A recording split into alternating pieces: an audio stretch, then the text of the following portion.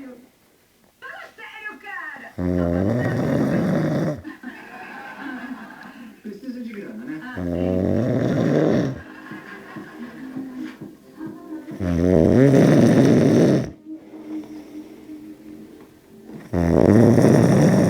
Levem essas caixas pro quarto que não tem cheiro de goma de mascar. E também podem descer a mobília. Não tem que sair. Desde quando? Desde que eu mandei a carta. Tá bom. Bora.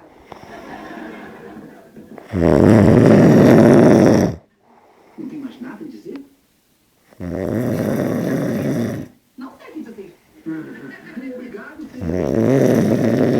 Seria legal. Minha filha, você nunca está satisfeita. Quem consegue dormir com esse ronco? Deixa você ficar aqui.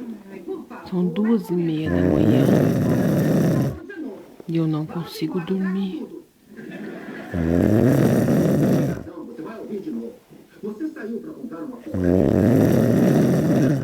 Não tem o que faça para esse barulho acabar. É o fim. Aí, minha filha, você sai e compra um lote de Vou passar o resto da vida Você acha que qualquer sem mulher dormir à noite. com um ex-marido como eu faço com você? Cozinhando? Oh, vida, viu? Essas coisas pelas mesmas razões pelas